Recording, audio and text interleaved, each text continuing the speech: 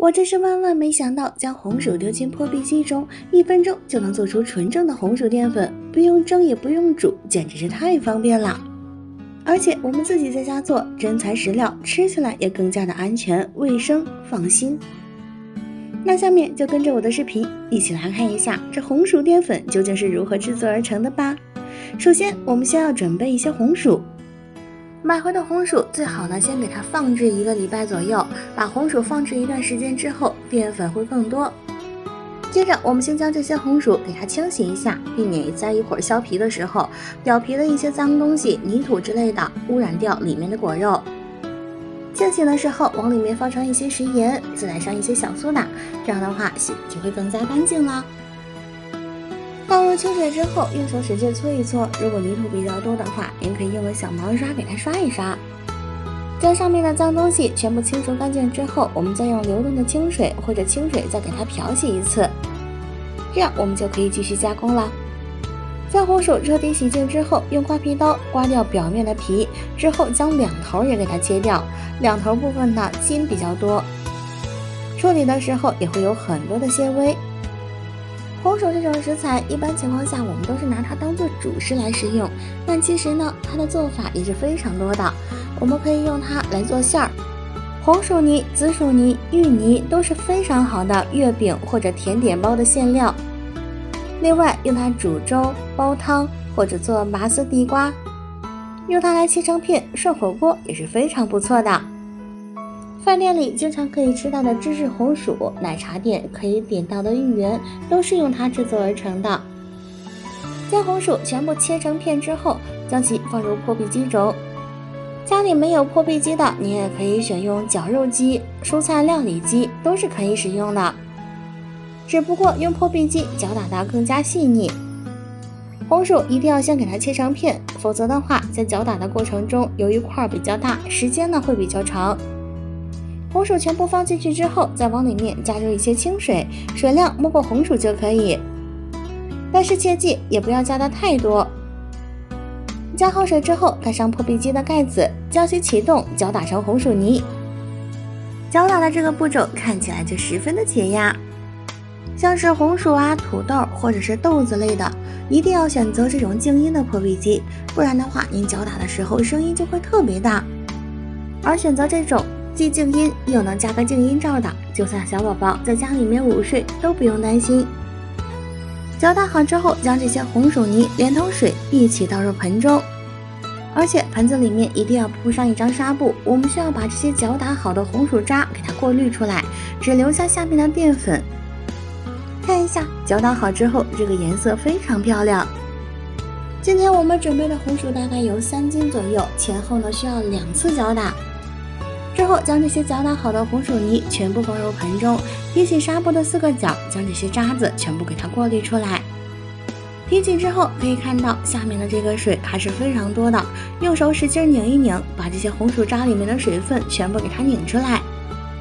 这个步骤力气小的女生也可以交给男朋友或者老公来处理。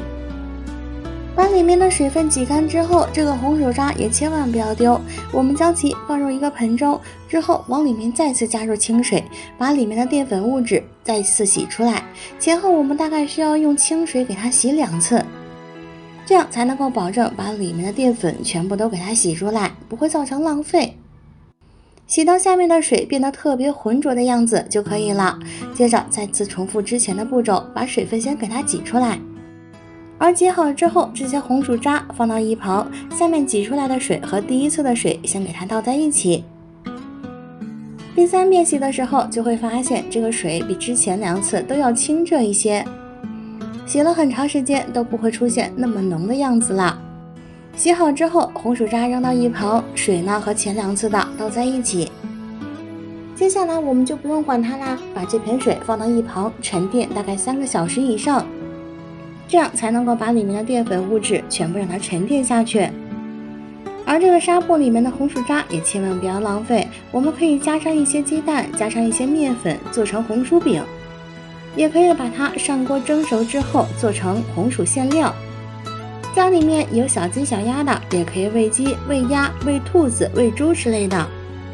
这边沉淀了大概3个小时，我们看一下上面的颜色呢非常的深，而下面的颜色都已经变白，而这些白色的物质就是沉淀到最底下的淀粉啦。我们找一个干净的盆子，把上面的这些水全部给它过滤出去，这些水呢就可以倒掉不要了，我们只留下最底下那层白色的淀粉。看一下，这就是沉淀了3个小时之后剩下的淀粉。由于我们自己家里面弄的这种红薯淀粉呢是纯天然的，没有经过脱色处理，所以看起来呢它的颜色好像粉粉嫩嫩的。如果介意的朋友，您可以用清水加到里面，之后呢再给它搅拌一下，再让它沉淀2-3个小时，把上面的清水倒掉，它的颜色会变得更加洁白一些，但是远没有我们在外面买到那种那么白。其实正常使用的话，不管是发黄的还是纯白色的淀粉都是一样的使用。将这些淀粉倒到一个纱布中，记得纱布一定要选择密实一点的，网眼密一点才能够留住上面的淀粉，否则的话这些淀粉就都流出去了。将淀粉全部放入纱布中之后，提起纱布的4个角，用绳子给它捆好，接着给它吊起来，让这个纱布离碗有一定的高度，之后给它静置1夜，让淀粉里面的水分全部滴下去，并且要记得，如果您那边天气比较热，一定要把它放到一个通风凉爽的地方，否则的话很容易发酵发酸。好了，现在我们就可以把它吊起来，不用管啦，睡一宿觉，明天再来看看成品。等了1晚上的时间，现在摸起来呢，这个淀粉已经是硬邦邦的了。我们解开绳子看一下，淀粉摸起来好像是软中带硬，硬中带软的那种感觉，外面一层已经开始变干燥，里面的淀粉呢还是相对有点发软的。把它倒扣过来，粘在纱布上的淀粉用手给它揪下来。处理好之后，再找一个擀面杖或者是小锤子之类的，把中间这一个结坨的淀粉给它敲碎敲散，用手把这种大一点的块给它碾碎。其实现在这个淀粉已经达到了80%的干度，我们还需要把它放到一旁去晒一晒，将这些淀粉颗粒全部给它晒干，这样的话才能够长期保存。将淀粉全部拨散之后，就可以放到太阳底下去暴晒啦，大概可以晒4到5个小时。等到这些淀粉完全晒干之后，就可以装入瓶子中了。而这就是我们平时用到的红薯淀粉啦。